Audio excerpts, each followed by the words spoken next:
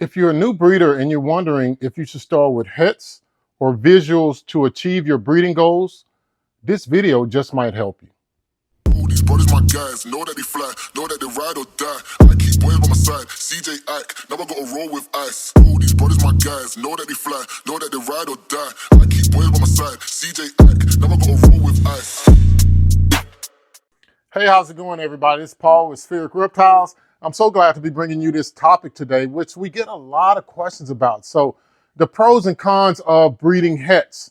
Are you ahead of the market? Or are you behind the market? And so when I say the market, I'm basically saying, are you creating animals? If you're creating animals just for yourself, it's okay. You can do whatever you want to do. But if you're creating animals to sell to other people and you want to maybe hit a higher price point, you have to ask yourself these questions. So what are the pros and cons of breeding hets? So we all know that hets are less expensive than visuals. And we know that visuals to visuals gives you visuals. So you wouldn't expect to get a het from a visual, right? Unless there's something wrong with the genetics. But normally that visual recessive animal, or if you got the super form of an incomplete dominant, that's going to pass off to every single offspring. So if you have an ivory, if you have a blue-eyed leucistic, any of those animals, you're going a super mahogany, you're going to pass off one copy of that mahogany, that ivory, that whether it's Mojave, lesser, it could be phantom, it could be any of those blue-eyed leucistic genes, that is going to be passed off to every single animal because you got two copies. So that's pretty much what it takes. But you're asking yourself, so I got this money and I don't want to spend all of my money, especially during this economic time to where we don't know if we're going to have a trade war or something like that. It's just a lot of economic uncertainty right now for a lot of Americans, but you still have your hobby, you still have your passions, right? Those two are separate, but you got to try to figure out how to make ends meet. So weighing out these pros and cons of whether you should breed hets to either stay ahead of the market or behind the market are really key if you're looking to sell those animals to people that either want them as pets or as their breeding projects as their own. So let me break it down for you. I think that it's important to break it down. So the first thing that you got to think about is time. So time is our most valuable asset, which is why I always say enjoy the time that you spend with your reptiles and cherish that time that you have with your family and your friends, right? Because time is something that we can never get back. We can probably recoup some money. So money isn't the most valuable thing that I'm ever going to talk about. It's the time you spend doing something.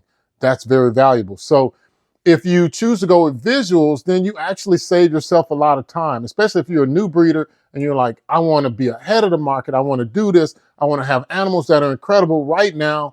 Then you're going to have to dump more money into your projects, right? And that will get you greater results faster, right? So if you breed a visual to a visual, you get 100% visuals, right? So on the flip side of that, the con would be that you spend more money. That's pretty much the only con that you would have in breeding a visual to a visual. Now, if you breed a het, you're basically trading some money for time, right? So your hets are going to be a lot less expensive. So in the case of let me see, like a monsoon. So a monsoon you can probably get for around $3,000 right now on Morph Market. If you get a het monsoon, right now you can probably get a male het monsoon for about $500. You can probably get a female for about $750 on average, maybe $1,000 on average. That's a huge price savings, but that comes at a cost. Feed those hets a het to a het, so it's one half and one half. You multiply the denominator, it's 1/4, so 25% of the animals per egg should be a monsoon. That's risky. Now you could go with the visual monsoon and a het female, that would be what I would suggest, because that male recessive visual will be less expensive than that female het. Then what that will give you is 50% chance per egg of getting that visual monsoon, and every other animal you wouldn't even have to genetic test. If it weren't a visual, it would be 100% het. So that's one way that you can look at your time, but you're definitely going to trade that time because you're going to have to raise those hets first. And then once they reach breeding age, you'll breed it and then you'll get some visuals or something, right? But if you breed the visuals to a visual, by the time you raise them up and you breed them, you're getting everything that you want. That's assuming that you want a single gene animal. Now, of course, the cost goes up exponentially as you add additional genes on there. So as a new breeder, I think it's important to note that. So there's different things, and I've discussed those in other videos, but as far as time goes, that's what you're trading.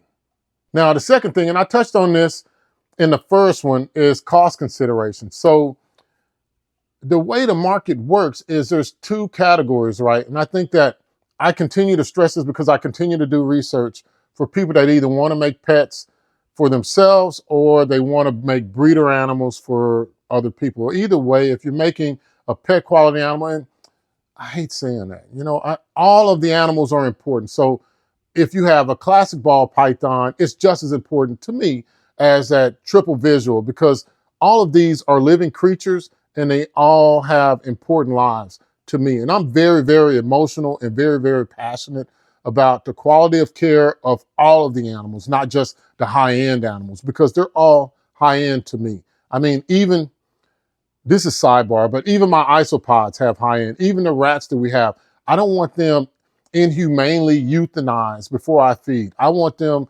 humanely euthanized if I have to go that route. If I have an animal that just will not eat a frozen thawed, I want everything to be quick, painless, but everything has a quality of care because I'm in charge of their livelihood. So I take that very seriously. All right, sorry to get on that sidebar, but for the cost consideration, so if you're trying to breed for visuals, right, like I said in a previous video, you could take, say you have A and B for your traits. So if you got big A, that's the visual, and the little a would be the non-visual. So if you have, or a B, if you have a big A and a small B and you breed that to a big B and a small A, what you're going to have is 50% chance of getting double visuals per egg if you choose that route, right? And then if you can add on a C, it kind of plays out, a lot like that. So then you drop down even more.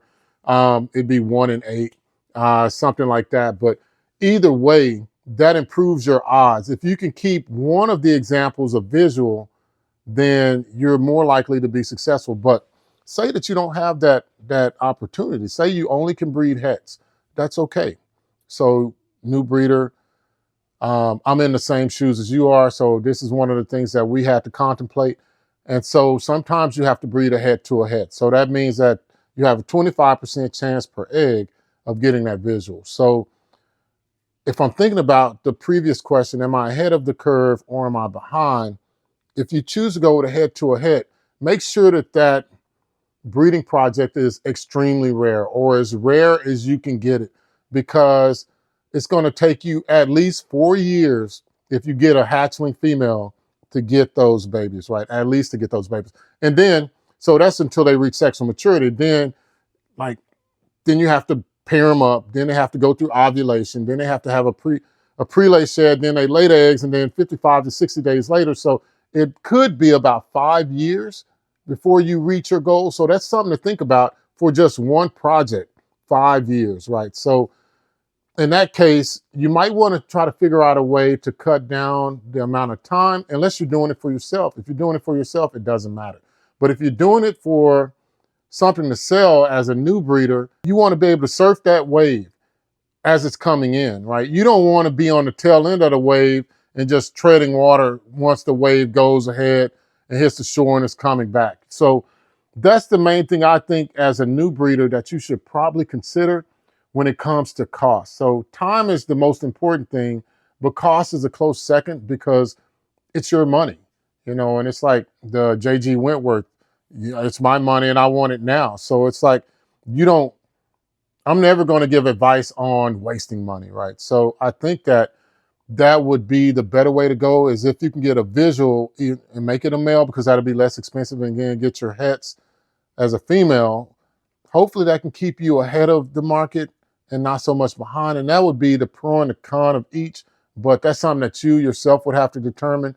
Again, if you're breeding for yourself, it doesn't matter, because there's a pure joy in just breeding the animals that you want. I mean, I think that's why, and I hope that's why I'm gonna say 80% of the breeders are doing it. I know the other 20%, they just do their own thing just for money. But for us as spheric reptiles, this is truly a work of passion and love for these animals.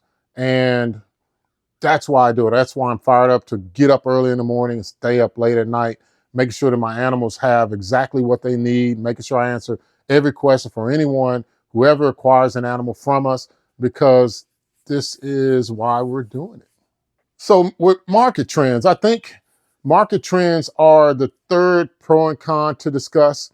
Right now, there's a lot of shows. So this video is coming out right in the middle of two NARBC shows, Tinley Park and Dallas, right? So those are two big shows that happen within 3 weeks of each other. So I think it's important for you to note and to come up with a game plan for the market, right? So when you walk through the door at either show, there's a lot of anticipation and enthusiasm, right? People are just really excited and they're going in, they see these great deals on animals. And what I'm encouraging you to do is to not impulse buy. If you're a new breeder, sit down with a specific game plan on those pros and cons of getting that visual or that het, because your decisions right now will affect you 2 years down the road to 4 to 5 years. And I think I skipped over the third year because if you go with the visuals, you're looking at 2 years of putting your game plan into action, right? If you start with a visual to a het, you're still looking at 2 years to put your game plan into an action. But if you have to go with the heterozygous to a heterozygous, I'm just talking about single. Now, if you go double it, the percentages go down even more.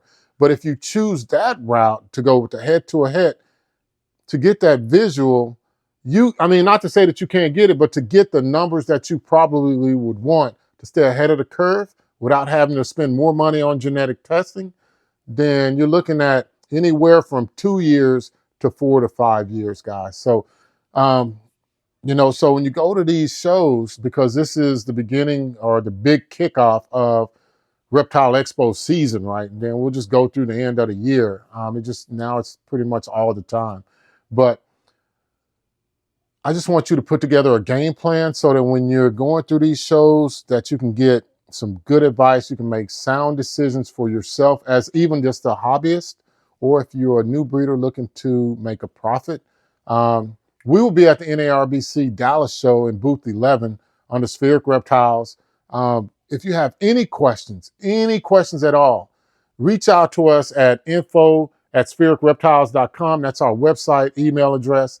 You can also send me messages at pmcgregor@sphericreptiles.com if you don't want to go through the website, or you can stop by the booth and just talk to me. I mean, I'm truly doing this as a hobbyist that I'm just trying to see how far we can take it. If we can get some great animals out to people and they love it, and then we can keep that line of communication open, that would be even better, because I didn't get into this hobby to just do this alone. I really want to talk to people about the reptiles, and I don't know it all. I get new information all the time. So that's it, guys. That's what I got for the pros and cons of breeding hets, and whether you're ahead of the curve or behind the curve or the market. And, I thank you for tuning in. If you like this type of comment, please let me know by hitting that like and subscribe button. If you have a comment, I love them. Just leave the comment and, I'll respond, of course. But without anything else, guys, enjoy that time that you spend with your reptiles and cherish that time that you have with your friends and your family. Thank you.